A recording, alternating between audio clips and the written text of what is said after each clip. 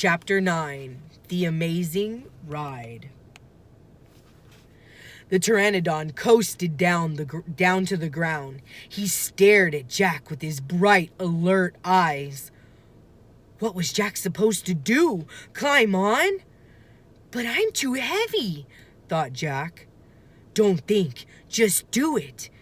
Jack looked at the Tyrannosaurus. He was starting up the hill. His giant teeth were flashing in the sunlight. Okay, don't think, just do it. Jack put his book in his pack. Then he eased down onto the pteranodon's neck. He held on tightly. The creature moved forward. He spread out his wings and lifted off the ground. They teetered this way, then that. Jack nearly fell off. The pteranodon steadied himself, then rose into the sky. Jack looked down. The Tyrannosaurus was chomping the air and staring up at him. The pteranodon glided away. He sailed over the hilltop. He circled over the valley, over all the nests filled with babies, over all the giant duck-billed dinosaurs. Then the pteranodon soared over the plain, over the triceratops who was grazing in the high grass. It was amazing. It was a miracle. Jack felt like a bird, as light as a feather. The wind was rushing through the air. The air smelled sweet and fresh. He whooped. He laughed. Jack couldn't believe it. He was riding on the back of an ancient flying reptile.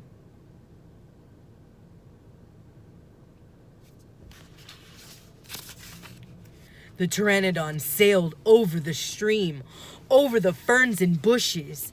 Then he carried Jack down to the base of the oak tree. When they came to a stop, Jack slid off the creature's back and landed on the ground. Then the pteranodon took off again and glided into the sky. "Bye, Henry," whispered Jack. "Are you okay?" Annie said from the treehouse. Jack pushed his glasses into place. He kept staring up at the pteranodon. "Jack, are you okay?" Annie called. Jack looked up at Annie. He smiled. "Thanks for saving my life," he said. "That was really fun."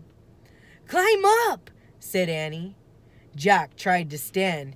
His legs were wobbly. He felt a little bit dizzy. "Hurry!" Annie shouted. "He's coming!" Jack looked around. The Tyrannosaurus was heading straight toward him. "Hurry! Hurry!" screamed Annie. Jack scrambled into the treehouse. "He's coming toward the tree!" Annie cried. Suddenly, something slammed against the oak tree. The treehouse shook like a leaf. Jack and Annie tumbled into the books. "Make a wish!" cried Annie. "We need the book! The book with the picture of Frog Creek!" said Jack. "Where is it?" He pushed some books aside. He had to find the book about Pennsylvania. There it was! He grabbed it and tore through it, looking for the photograph of Frog Creek Woods. He found it. Jack pointed to the picture. "I wish we could go home!" he shouted. The wind began to moan, softly at first. "Hurry!" Jack yelled. The wind picked up. It was whistling now. The treehouse started to spin. It spun faster and faster. Jack closed his eyes. He held on tightly to Annie. Then everything was still. Absolutely still. Chapter 10, Home Before Dark. A bird began to sing. Jack opened his eyes. He was still pointing at the picture of the Frog Creek Woods. He peeked out the treehouse window. Outside, he saw the exact same view.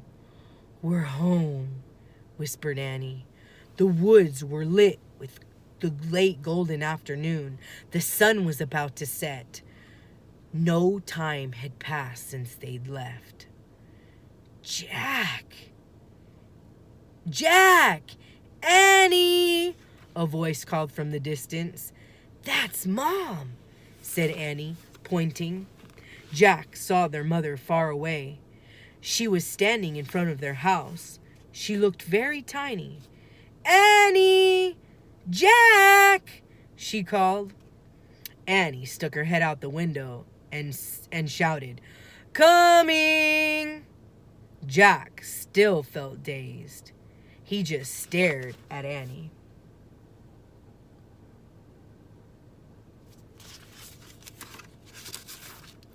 What happened to us? He said.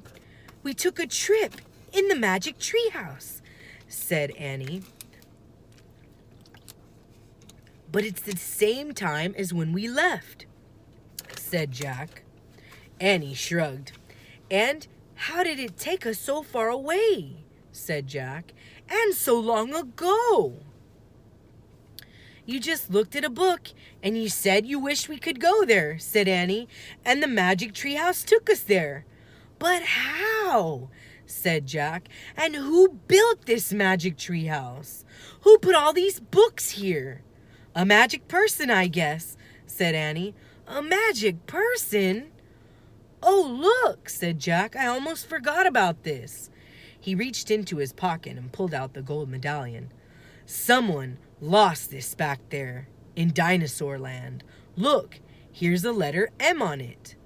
Annie's eyes got round. You think M stands for magic person? She said. I don't know, said Jack. I just know someone went to that place before us. Jack! Annie! Came a distant cry again. Annie poked her head out the window and shouted, Coming! Jack put the gold medallion back in his pocket. He put the dinosaur book back in his pack. Then he and Annie took one last look around the treehouse. Goodbye, house, said Annie. Jack slung his backpack over his shoulder. He pointed at the ladder. Annie started down. Jack followed. Seconds later, they hopped onto the ground and started walking out of the woods. No one's ever going to believe our story, said Jack. So let's not tell anyone, said Annie. Dad won't believe it, said Annie. He'll say it was a dream, said Annie. Mom won't believe it, said Jack. She'll say it was pretend. My teacher won't believe it, said Jack. She'll say you're nuts, said Annie. We better not tell anyone, said Jack. I already said that, said Annie. Jack sighed. I think I'm starting not to believe it myself, he said. They left the woods and started up the road towards their house. As they walked past all the houses on their street, the trip to the dinosaur time did seem more and more like a dream. Only this world and this time seemed real. Jack reached into his pocket. He clasped the gold medallion.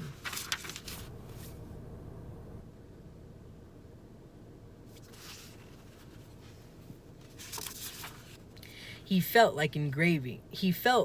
the engraving of the letter M. It made Jack's fingers tingle. Jack laughed. Suddenly, he felt very happy. He couldn't explain what happened today, but he knew for sure that their trip in the magic treehouse had been real. Absolutely real. Tomorrow, Jack said softly, we'll go back into the woods. Of course, said Annie. And we'll climb up to the treehouse, said Jack. Of course, said Annie. And we'll see what happens next, said Jack. Of course, said Annie. Race you! And they took off together, running for home.